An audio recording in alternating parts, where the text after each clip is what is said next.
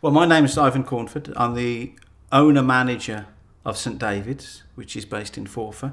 And it's a fairly small home, 22 residents for older people.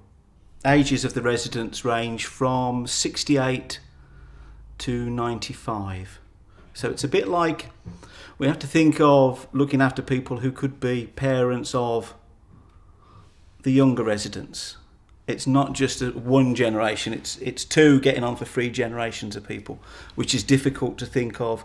If you think of musical tastes, it ranges from George Formby to the Elvis and Tom Jones generation. So it's not just a group of people who are in one particular place in time, they're a group of people who come from very different places.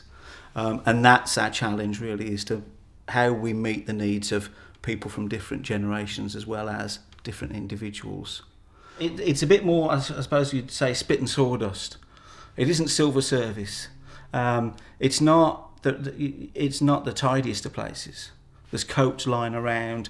There's when you came in, you would have seen towels lying around as people were folding them, and we just leave them out for people to fold. And you leave out things like, a resident has left his hat just lying around, and he'll come to us sooner or later and say he can't find his hat, and we'll go looking for his hat, but he's just left it lying there.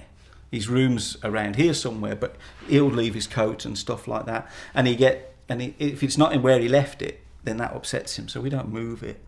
Hopefully the other residents don't either, but they feel free that they can just leave stuff lying around. And that's what homes are like, I suppose. That's what my home's like. It's not somewhere where you're afraid to put your feet up on the chair.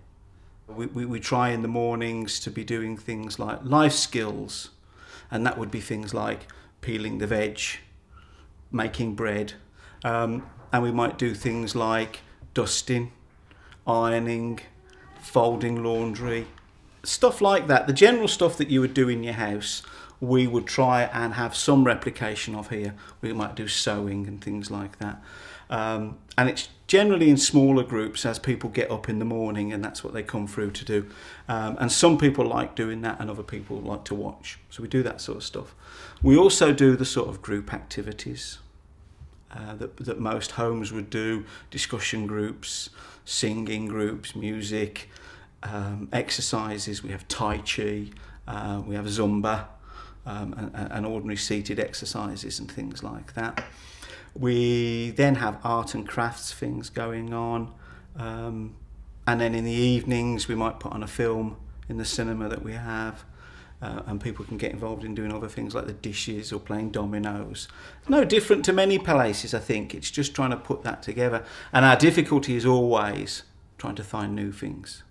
And one of the things that we've started to use more of is something like iPlayer, because we can then gear some things to what's on iPlayer. So we might, for instance, on a Sunday morning, be able to put on songs of praise from the previous Sunday.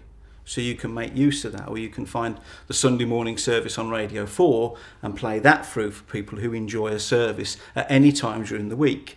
You don't have to have it at that sort of time. So you can make use of the technology that's available out there, and that's what we're beginning to start to think about.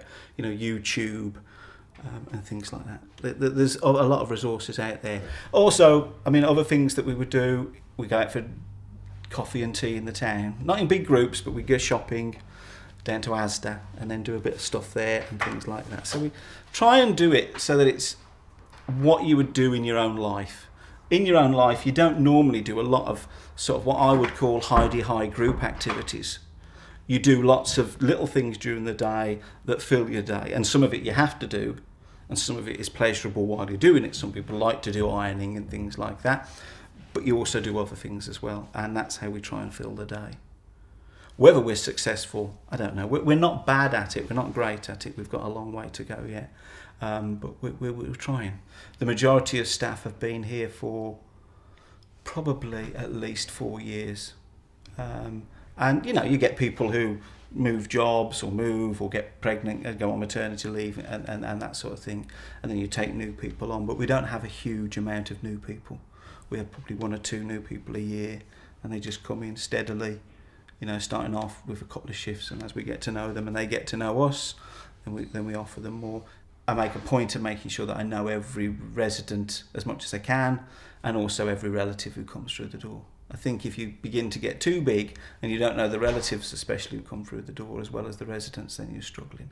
I take a point of if I'm around, or the other member of staff who's sort of deputy manager, if we're around, we'll try and connect with each relative if they come in, just to say hello and just to see if they're okay.